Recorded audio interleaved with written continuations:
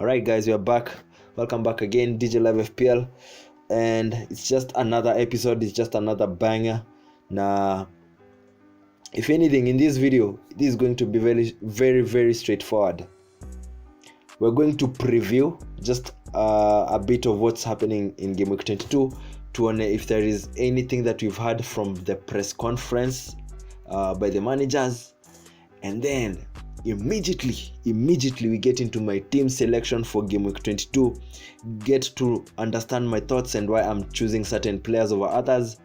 Na hivyo tuendelee till the end. I promise not to keep you here for long, so try to go with me. Once again, as you can see on my screen, thank you for the momentum that you are building. Momentum ni crazy.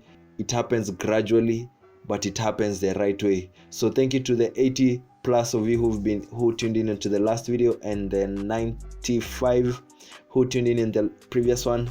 Na nataka ikuange minimum tupande hadi tuchapange thao easily. Okay, so once again, first link in the description box, simplest way that you can support this platform among many other ways. You can also feel free to join my public league, the public league. Hapo kuna kodi hapo tuko description box. Unaweza angalia watu wengine mamaster wenye tuko nao hapo ndani, na pia unaweza ona venye mimi na perform real time.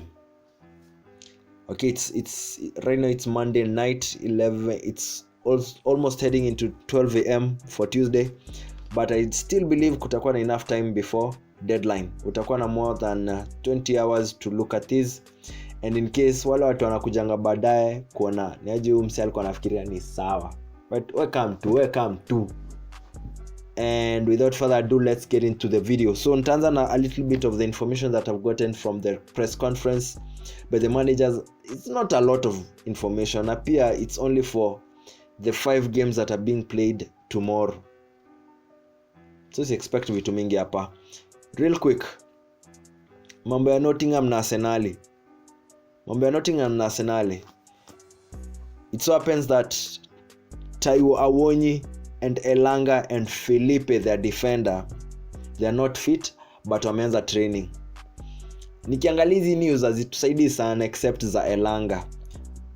Za Elanga zinasema mjipange na players wengine, but uzuri Nottingham have a solid team. They have Hudson-Odoi, they have plenty of guys. They have Gibbs, they have people playing on the right side and the left side, so it shouldn't be a problem. I also love the fact that Taiwo is ameanza kutrain, but hayuko fit, which means if you have Chris Wood, mtumie hii game. Mse akon 5M na mse amekuwa for his price point. I think ana deliver more than he's supposed to.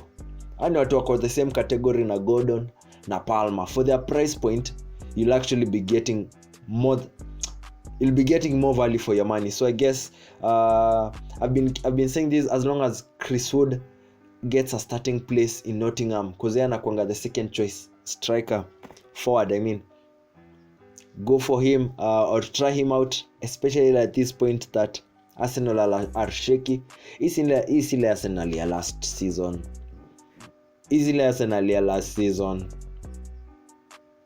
Arsenal ya last season sahi ndio Liverpool. Hiyo ndio wanafanya hiyo job. Martinelli is struggling, but Saka is struggling. I know who people who own either of these guys, especially Saka, mnaumia sana. I'm sorry, I checked out of that equation around game week 8 when I used my wild card, but sasa niko on Odegaard na nanipea stress. Nimekuwa patient, nimechoka.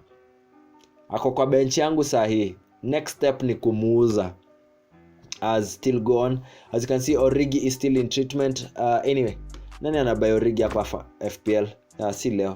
Hatuanzi leo.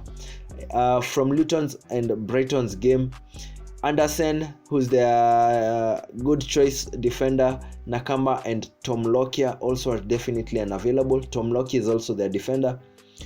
I think if you have anaitwa Alfie Doughty, endelea tunaye. Hiyo ni a home game and he's been really present in that squad. I've seen some people on my league with Doughty, so I think it could unaweza endelea tunaye. helping with the assists, and also sometimes when they are getting clean sheets. And Luton are playing at home. As long as they are playing at home, wako na more chance. So if you have a Stupinan, I'm not sure. If you have Van Heke, watu wa Brighton ma defenders, mi siko sure. Hiyo trip yoko Luton Town ni ngori. So whatever you do it at your own risk. Next, from Fulham and Everton's game, the only information that we have so far is that Wilson was sidelined. Wilson amekuwa midwao fulani mzee, anawasaidia, but yeye na Paulinho, they've been really helpful. In terms of FPL, I don't think this is so much to be concerned about. I think we both know that Fulham are wame proved to be good at home. They've been playing very well at home, and Everton have been trashy at away games. Everton wamekuwa very proficient at their stadium. Going to away zimekuwa zikiwasumbua. And on Aston Villa's and Newcastle game, which itakuwa a very difficult one, or probably a straightforward one, because you know who has momentum, who has lost momentum. Stataja majina, but we both know who has lost momentum. Newcastle wako hapo na struggle. Na Aston Villa will be playing without Pau Torres, Luka Dean and Duran. But according to the statements, they also say that Emery is likely to have an unchanged squad at his disposal for the Tuesday's visit by Newcastle, because wao ndio wanakuja huku kwao. So I think if you tunajua the regular starters who will be playing, Watkins, in terms of Watkins and FPL, I'm also getting frustrated. He's in my squad. I don't think I want to have him for long, but pia naogopa kumwachilia because a similar thing happened earlier on this season. Nilianza kumbench akapata 9 points, nikamuza akapata 23 points. Nikasema stambai tena, nikambai tena. Amenipea return last week where he gave me 8 points, and then later on akaifuatilia na 2 points. So he's really on and off, and for his price point I believe I should be getting more. Na I think that after other solutions I'll be veering away from Aston Villa's Watkins very very soon. Now for the Crystal Palace and Sheffield game, we've gotten some good information. Is that Olise is back. When Olise is not playing for Crystal, they struggle. Na sijui ni nini nilikuwa na expect, but I was so surprised to learn that Olise is 21 years old. I think he's ahead of his time and he's too good. But with Olise's presence, kumbuka umsende penalty taker wao. Honestly, I've been pondering this decision to bring Olise into my squad. I think he ndiye mwenye naweza swap for Gordon when I get tired, but Gordon has also been providing good returns for his price point. I think ikifika kupata hawa watu wa 5M, 6M, Olise will be a very good player to bring in. And with that little bit of information, I will quickly go into my team selection for game week 22, outlining why I chose this particular squad. First of all, sijamake any transfers. Na venye unapaswa kuseti squad yako upasi kuhitaji ku make transfer every week. If you're really doing the right thing, you don't need to be changing and tweaking stuff every week. So I hope this could be one of those weeks. I primarily really went for these decisions because nikiangalia squad yangu nilikuwa naona like watu wako fit, watu wanajuana, watu wako na chemistry, kuna cohesion, kuna captaincy hata ndio imenisumbua sana. And without wasting so much time, very quickly into my defense, I have Ariola playing Bournemouth at home. He could have gotten a clean sheet last game week and nearly conceded, but he was getting saves. And during that time, I had benched Raya in favor of Ariola, of which Raya got a clean sheet. Na hata akapata bonus points. I think he got 8 points. Haikuniuma, but I don't think I'm going to play him now that he's going to play away at Nottingham. That is going to be a tough fixture.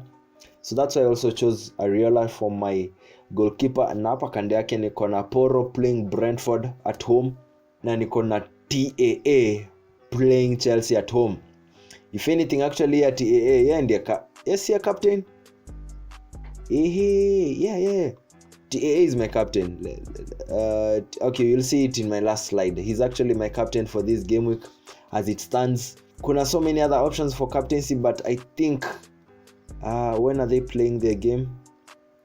Liverpool play tomorrow also. Anyway, my captaincy option is still tricky. It's still under the works, but as it currently stands, I think TAA is my best candidate based on, first of all, criteria yangu ya kuweka captaincy lazima kumeka hapa wiki mbili hivi, at least 2-3 game weeks, na nimepata some tangible points from you previously, si zile za kuona ama za kuambiwa. Points nimeget mimi mwenyewe from a certain player. Second thing, siwezi kusign leo na nikupe captaincy. In some other situations it could work, but personally with me, hizo ni vitu sifanyi kwa hii serikali. So Porro playing Brentford at home is also not very good considering Tone is back. Spurs are also playing very well and Maddison is back, which gives me even further hope. It makes me want to bring in another Spurs player, either Richarlison, either Johnson, Sezi later Timo Werner, Kulusevski, but currently I'm happy to work with Porro. He's been getting bonus points, which is a good indication, which is a good indication for players wana perform. TAA tushaongea hiyo story yake. Mambo ya Trent ni mambo ya Mungu. He's been out for a small injury. Alikuwa hakucheza last game. Na Bradley I think ndiye amekuwa akicheza hiyo place yake. Niliona pia left back wa Live amerudi. Robertson. So I think this is one of the things that is also making me hesitant about choosing Trent as my captain, because anaweza kosa kuanzia game. But knowing Klopp, now that Trent played the FA Cup game, aliingia za sub na kacheza akakamilisha job, I think he's definitely going to start the game, but I'm very uncertain about his not starting of the game also. Kanda yake niko na Miko playing Fulham away. Actually I was to bench Mikolenko, then I later decided against it because I looked at his performance. Nikaenda kuangalia away games. Okay, walichapwa na Wolves hapa wakadisrespectiwa. Burnley hakucheza. Tote wali disrespectiwa. Nottingham he got a point. Nikaangalia Crystal Palace, he got a goal and an assist. Hizi points nilizikulanga, so na feel inaweza ni happen hivyo tena ni bench alafu nizikose. West Ham away he got 8 points. Was this through a clean sheet? Ilikuwa clean sheet na bonus points 2. So this is predominantly why I chose Mikolenko, because if it's not him, labda nichezeshe Estupinan. Now he's playing an away fixture at Luton. I'm not really comfortable with going ahead with that, so my best option was Miko, because yes, their form has been bad, but what if he goes, niko hapa for attacking returns. Even ndivyo tunasemanga in short, I'm here for attacking returns. Nacheza na midwa 4. Si unaona kwa hii draft nimeka captains kama nani? Ndio bado niko undecided. It's either TAA, it's either Bernardo, it's either Alvarez, it's either Bowen. Anyway, as it currently stands, with this draft I think Bernardo is the best candidate for this game. Pia sitaki kuweka na striker. Goal ya midfielder ni more pricey. Pia midfielder anazawadiwa akipata clean sheet. Nah, I think he's doing a good job, and if he's doing a good job, that's why tunaflow nayo. Right from my left side is Bowen playing Bournemouth at home. Bowen blanked as last game week, got 2 points. It was a Sheffield game away, but they also had lots of chances, na nilikuwa nimemwekea captaincy. So you can understand simrudishi your captaincy. Alinipea 2/2. That's it. If anything, if it's anyone who's going to do some work for West Ham, Bowen akosekanangi kwa your list. So I'm very comfortable with this choice. Next to him is Bernardo Silva. He gave me 8 points last game week. Nilim signing the week before here, or pia the week before here hakunipea points. Alafu yeye alifuatilia at least akanipea points, and it was a bit of a relief because this was a huge gamble for me. And it is Burnley at home. Burnley at home should be quite straightforward for these guys. Next to him, I have Aston Villa. I have Gordon playing a tough fixtures at Aston Villa, which is away. I was actually going to bench Gordon until nikaona venye ameperform on away games when he's performed. Niliona tu venye ana perform away games time ana perform. Liverpool away 5 points. Luton away ali blank. Tottenham away ali blank. Oh fuck. Everton away ali blank. Bournemouth away ali blank. Wolves away ali blank. Oh god. Okay, I'm editing this team sheet and I'm going to bring in Odegaard. This one make what? You see a good start away. Wacha ni risk na Odegaard bro. Wacha ni risk na Odegaard. Kumbuka hizi decision bado na make. So ukiona na make changes ni juna try pia kwa realistic. Naangalia stats saa zingine, si feelings. So Odegaard is in my team sheet. Nani is out. Gordon is out. Check nimesort your story real time. Tuna make hizo decisions real time. Ndio hii nimerekebisha saa hii. Odegaard ameingia kwa kikosi, Gordon amestep out. As long as anaenda away game tumejionea si wawili. Tumeangalia kwa stats ndio. Tumeona hawezi pata points. Ama it's very unlikely if he punishes us or me live ni sawa. Si tumeona captaincy sasa iko firm, iko kwa TAA. Tumekubaliana hapo, nimesort hizo vitu. So we have Bowen playing Bournemouth at home. Then tuko na Bernardo playing Burnley at home. Na tukumeka Odegaard playing Nottingham away. Yes, Arsenal wana guess. Wacha niache Odegaard guess ya mwisho. Akishindwa job hii, next bench, next out. So hivyo ndivyo kuko. Next I have Palmer facing Trent. Palmer napenda price point yake ni value for my money. Napenda on penalties na anachapa corner. Nundi anasaidia Chelsea. Nundi mtoto wa Pep. Hizo vitu tatu zinamtetea already. So he has so much weight in this squad. He's had 5 double figure holes so far. Bro, that's rare. 5 double figure holes including last week. Not the week before that. Yani interesting. Watu wanafanya mambo kama hiyo ni ngore. Someone else who has impressive double figure holes is Bernardo Silva. I think he has 3 or 4. 3 minimum. 1 2 3 3. Na ingine ilikuwa 8 na karibia double figure ya number ya 9, which is good. So that's how my midfield is lining up. I'm playing with 3 defenders, 4 midfields, 3 strikers or 3 forwards if you want to call it that way. Niko na Watkins anacheza Newcastle home. So history ya Watkins tumeongea tu just a bit ago. He's a very stressful asset. Amenipeleka highs na lows na amenipunish before for my impatience. But I do think after these fixtures, if I don't see something concrete, I'm going to walk away. Nitashikilia tu adabu yangu tu ni walk away. Niache tu kuget attached kwa watu hawako attached na mimi. So hii mambo ya Watkins, this is a very temporary bail. Let's see how he performs. But if I can't get returns on such a fixture when Newcastle is also at their lowest, I don't think we can coexist for long. Nashukuru Twitter kwa ngori. Nashukuru Twitter kwa tough. Kama tanipea returns ni sawa sawa. Next we may have Alvarez, who is also fighting the same battle with Bernardo Silva.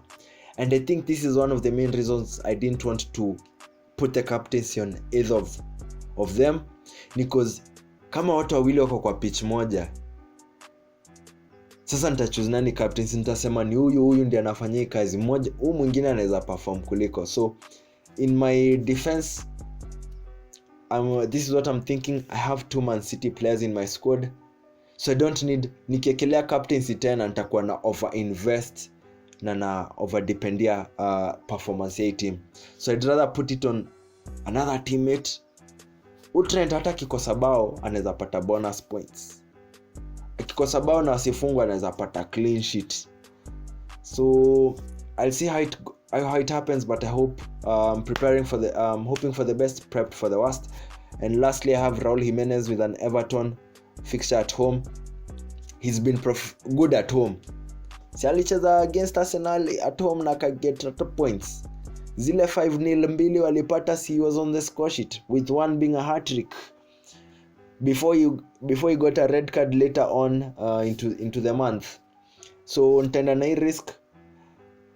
Nilifeel squad yangu watu wako na home games, watu wanakaa poa, wacha tu wacheze, wacha wakajibambe, wacha nione venye itaenda. So that's how I'm lining up. I hope you found this interesting. You can also look at my previous video, which is a GameWeek 22 transfer tips, who to buy and who to sell. I dropped a couple of names and I hope zinaweza kusaidia just to make a decision, si ndio? Mimi sikwambii kenye utadu, mimi nakwambia kenye napitia juu nakapitia, and then you decide. Tuangalie pia stats. Si tumeangalia stats hapa, tuko na Gordon hapana, tumweke kando juu pia stats zinaongea. Hii ni hesabu. So that's how we're going. Thank you for watching this video, and I hope that it goes well for you. Usisikia haraka ya kutumia wild card ama chips. Ikibidi chukua -8 ni mapema, alafu utatumia triple captain, alafu unatumia bench boost. Tense vitu mingi zita happen between today and February 11th. Between then and first March, too many things, too many variables. The game is so volatile. So I'd say just be composed, make your transfers, na pia try to follow your gut feeling, because sometimes it says something na saa zingine na coming na maswara. So that's it from me today. DJ Live FPL, kwa nini kesho?